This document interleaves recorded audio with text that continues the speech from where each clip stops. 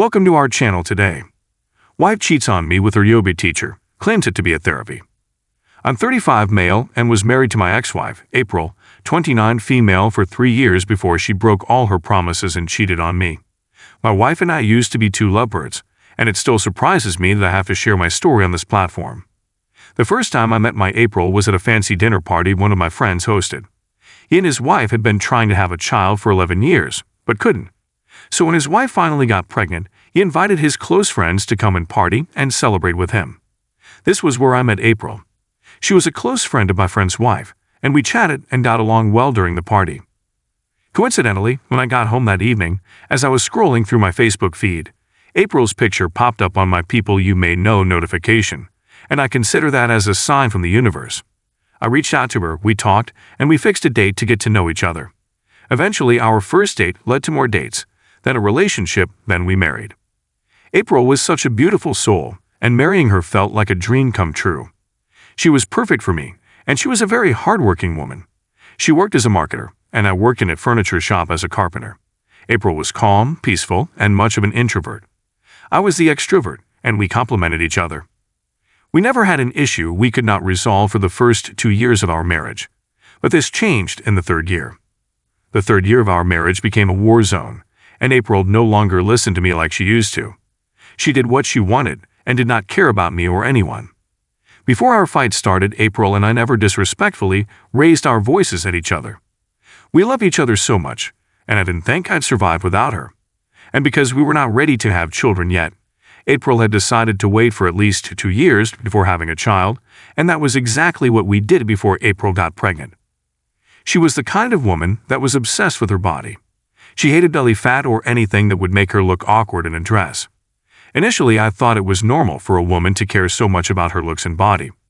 But I didn't think April would continue with her obsession even after she gave birth. But I was very wrong. As a matter of fact, her obsession with her body became worse. Shortly after she gave birth to our baby boy, she started making a fuss about her body and how much her body had changed.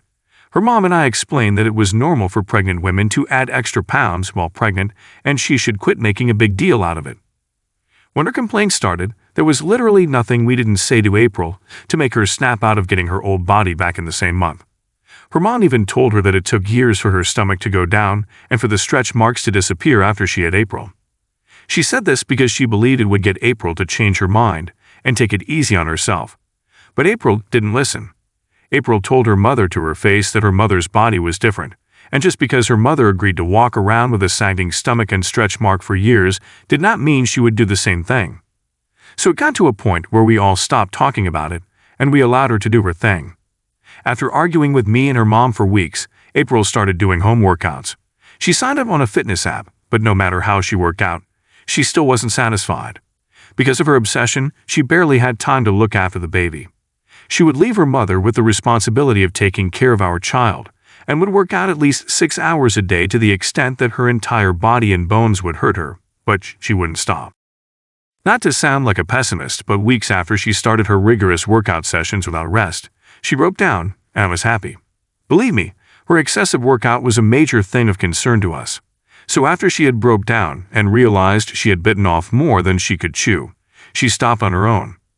When she stopped, it was a relief for me and her mom. Her mother had to abandon everything she was doing at home to come and live with us, so she could look after the baby. She knew April was in no condition to care for her baby, so she had to stay for her grandson. After weeks passed and April did not mention anything about her body, we were glad. I was happy her body was finally getting enough rest and her mind would get rest too. But my happiness did not last long. While we were having dinner with her mother one evening, April said she had something to tell us. Initially, I thought she would say something about taking full responsibility as a mother, but no, it was about her body. She told us she stumbled on a yoga class page on Facebook, and she would love to enroll in it. Then she went on to say that she knew I wouldn't understand her, because I wasn't the one who bore our son for 9 months. I knew she was emotionally blackmailing me, so I said she should enroll during that week. She was quiet. I tried to look at things from her angle and read about postnatal depression online. I thought I understood what she was going through then, so I didn't want to make things more complicated for her. Fast forward to the following weeks, April started her yoga classes and attended them religiously. Shortly after she joined the yoga classes, I noticed that she looked happier and her excitement over the little things of life returned. Before she joined the yoga classes, I was always careful with my words and had to think twice before complimenting her because she picked offense quickly. For example, if she wore an old dress and I told her she looked beautiful, she would say I was mocking her and make a fuss about it. The same applied to her looks and every other thing. If I called her beautiful, she would say something like, "I'm sure you meant to say fat," and she would ruin the moment. But after she started her yoga classes, she was like a teenage girl trying to explore the world. Most times, she would even come to me and ask how she looked in her Skechers or whatever she wore. She became more concerned with her looks in a more positive way. Honestly, I was impressed and happy that my wife was gradually returning. I believe that the influence of the other woman from her yoga class was finally rubbing off on her, and she was beginning to view her body from a different dimension. While all of this happened, her mother was still with us. We expected she would also change in caring for her child, but this is one area we had a problem with. April depended on her mother to care for her son and would prefer to leave breast milk in bottles than breastfeed our son directly. As if that wasn't enough, she moved from attending her yoga classes once a day to twice a day. When this happened, I complained to her that yoga classes were taking all her time and she no longer spent time with us, her family, like she used to. But April didn't listen. She started getting defensive. She would say things like, "You're joking if you think I will quit my yoga classes just to spend time with you." The most annoying part of it all was she was given a few months' leave from work to look after her baby, and she spent most of that time doing something else. Within a twinkle of an eye, we moved from the happy and peaceful couple we were known as to a couple that always argued. There was no day we didn't argue. If it wasn't about her yoga classes, it would be about the house and how she left the responsibility of cleaning, cooking, and laundry to her poor mom, who was already struggling with caring for a baby. On my end, I tried as much as I could to balance work and looking after our son. Our son was a night owl and loved waking up at night. I knew I had to carry him around at night because my mother-in-law would be so exhausted by then. On her end, April did not care if our son woke up at night. She would cover her head with a pillow whenever he started crying, and I would be forced to go and get him. She wanted her beauty sleep of 10 hours. This happened almost every night, and I got fed up at one point. If I confronted her about the issue of not attending to her son at night, she'd tell me she carried him for 9 months, even on the days she didn't want to. So it was my turn to carry him. This always sounded stupid because I didn't understand how a mother could neglect her son and prioritize her fitness over him. As if everything she was doing wasn't enough, April started coming home late. The first time she did it, she said her yoga classmates were going for a hangout, so she joined them to have fun. I didn't have an issue with her hanging out with her friends, but I was mad because she didn't inform us that she would be late. We kept waiting for her at the dinner table. I believed it wouldn't happen again, but that was only the beginning. She started keeping late nights, and sometimes she would say she had a one-on-one yoga class with a yoga teacher. When April mentioned her one-on-one yoga class with her teacher the first time, it didn't sit well with me because it didn't make sense. She was already doing 2 classes a day, and I wondered why she still needed the one-on-one class. I told her she needed to stop because I would not watch her neglect her family for selfish reasons.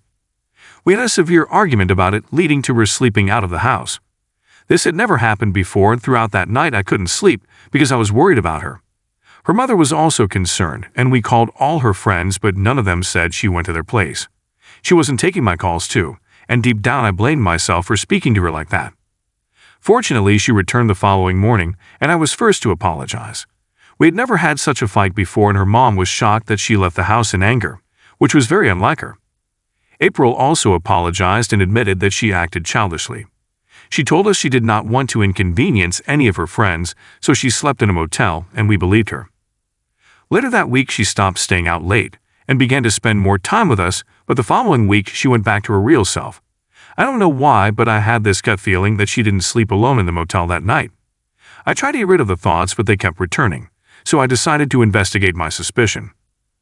My suspicion was that she was seeing someone else after her yoga classes because she was steadily chatting on her phone the night we fought, and the next thing she said was, "I need somewhere to cool my head," and she walked out on me. I decided to do some digging, and it started with her phone. Not to sound funny, but April had a closer relationship with her phone than with me. She was always on her phone, and even if we went to bed together, she would prefer to chat with people on the phone than to talk with me or cuddle like we used to. When I went through her phone that night, I couldn't find anything that indicated that she was either in a talking stage with someone or seeing someone. The only messages I saw were her messages from her yoga class group chat, a few of her friends, and her yoga teacher.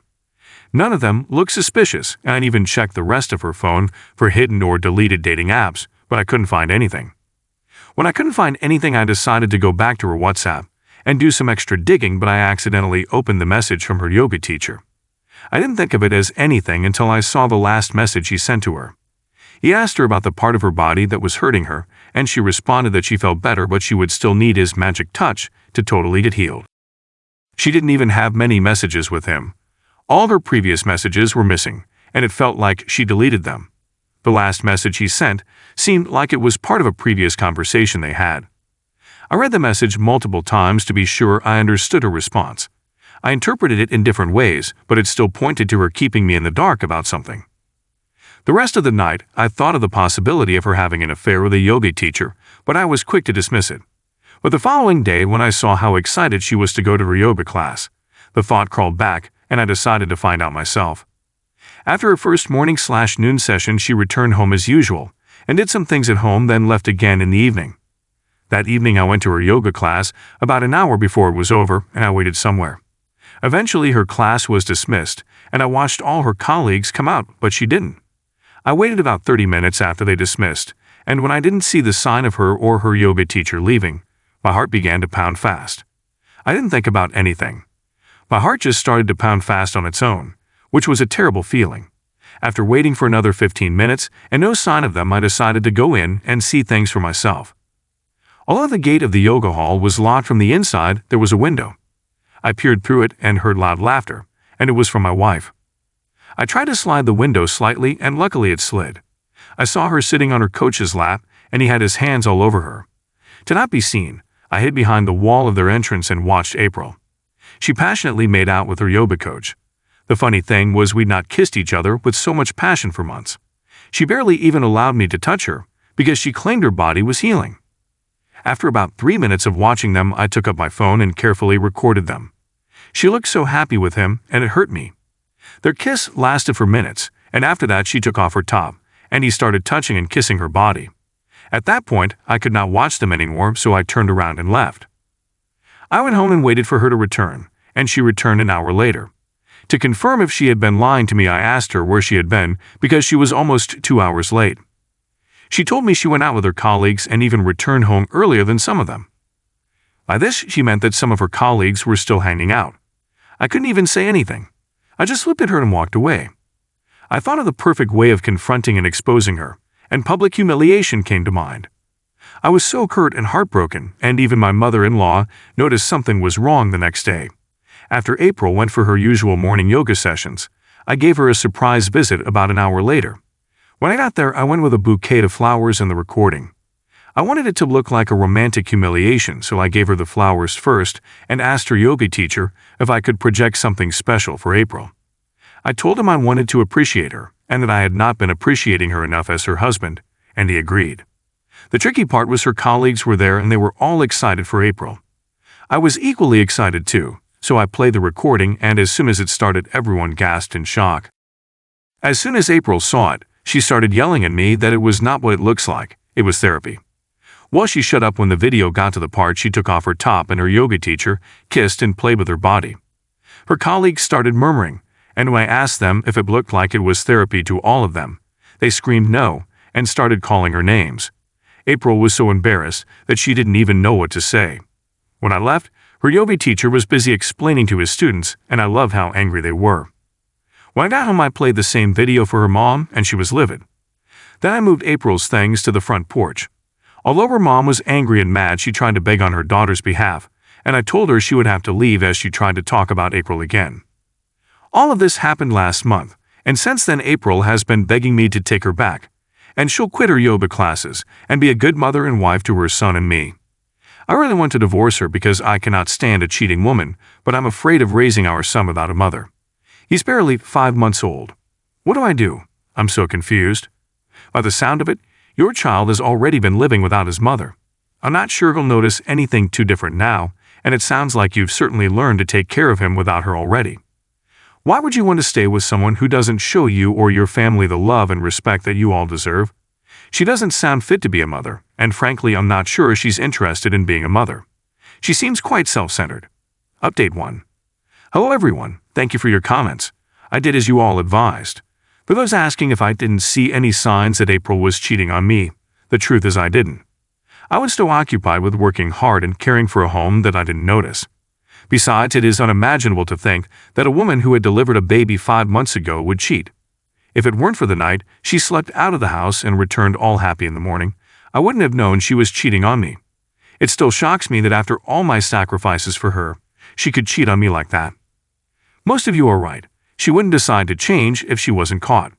She would keep messing around with him, and who knows, she would have brought home his pregnancy. Someone here commented that I should do a paternity test on her son, and I did that. We're a match, and I'm so relieved he's mine. Last week, April came to my house again to beg me. She looked miserable and said I was tormenting her by keeping her son away from her. It's funny how she suddenly remembered that she had a son all those months she neglected him and only breastfed him the week and the week after he was born. Yet she could take off her clothes to let her yoga teacher suck and play with her body. When she realized that her pleas were falling on deaf ears, she tried to beg her mother to talk to me. But that didn't work too. Speaking of her mom, I can't begin to explain how supportive her mother has been. After the last time, I asked her if she would beg on April's behalf. If I were her son, she stopped begging and has been looking after her grandson. The thing now is April is mad at her mother for taking my side and not hers. The last time she came, she made a scene and said her mother ruined her marriage. She said her mother should never have come to help with the baby because she snatched me from her. How dumb. After that day, she disappeared for a while and did not call me or show up at the house. But after she got served 4 days ago, she came back. She said I was wicked to divorce her because she cheated on me once. She even said that other women she knew had cheated 2 or 3 times on their husbands, but they always worked things out. I didn't know what to say to her, so I let her rant until she was tired. She started abusing her mother when she was tired of yelling my name and making a scene. She called her mother all sorts of names and said her mother and I were having an affair, and that her mother was shameless to snatch her daughter's husband. Her mother was so disappointed when she heard that, and out of anger, she confronted her daughter, and April assaulted her mother. It got so bad that the neighbors had to come out, and we had to call the police on her. Our court hearing is next week, and I will make another update as soon as our divorce is finalized. Meanwhile, I got a restraining order for April. Whether her mom is at my house or not, she has no right to show up. I think her mother was really stepping up to be the mother that your son never really had, and I think April sees that and maybe feels somewhat guilty about that. She's angry that her mom is doing what she can, and then again, maybe can't is the wrong word. I don't think April is remotely interested in taking care of her own child. But on the other hand, this all might be just some sort of mental illness that April's suffering from. It's very common. Update 2. Hello everyone. I come bearing good news. So April and I are officially divorced, and I won custody of our child. As some of you suggested, I asked her mother to go, and I hired a live-in nanny. The sweetest part is that April will also be paying child support and will only see the baby on weekends. Our case was tough, but seeing that she never cared about her baby, I couldn't let her take my son away from me. After we finished the divorce case, she hasn't stopped calling me and has been sending messages on Facebook. I even had to block her, but she won't stop. She keeps opening new accounts and sending message requests. In the second to last one she sent, she said it was my fault that she cheated on me. She said I treated her like trash and did not appreciate her body after she bore our son. That's a big lie. I tried to make her feel like I still loved her, no matter how she looked, but she would take it as an insult every time I tried to compliment her. She went on to say that her yoga teacher made her feel loved and made her comfortable in her skin. Sincerely, it was really painful to read that she was the one that was obsessed with her body and not me, but she twisted her words and made me look like I was forcing her to do those workouts. In the last message she sent, she begged me and said she regretted everything she did and would never do it again if I gave her another chance. I wasn't even surprised that she switched from being defensive to a meek lamb. I was forced to respond to that message, and I told her that we could never be together again, not in her dreams or reality. She has her yoga teacher now, and they can do all the therapy they want in the world. It still hurts that despite loving her so much and promising each other to do life together, she cheated on me for her own stupid and selfish reasons. Anyways, I'd rather be a single father forever than be married to a cheating, Thank you, everyone, for your comments. I wouldn't have done this without you, and because of you all, I didn't let my emotions take over my sense. I'm sorry, OP, but by the sound of it, you were being quite patient and supportive, as she was battling her own demons. Maybe she's just projecting everything she felt about herself and her body on you and turning to cheating because of that. She had to find some sort of validation outside of your relationship. Moreover, I'm shocked she's actually interested in seeing her son on the weekends. I wonder if that will last. Thankfully, you have a great mother-in-law who is willing to step up and help you with your child. Keep your head up, OP, you did the right thing. What do you make of April's behavior? Share your thoughts in the comments below. Thank you for joining us today. Be sure to like and subscribe and hit that notification bell so you don't miss out on our next video. Until next time.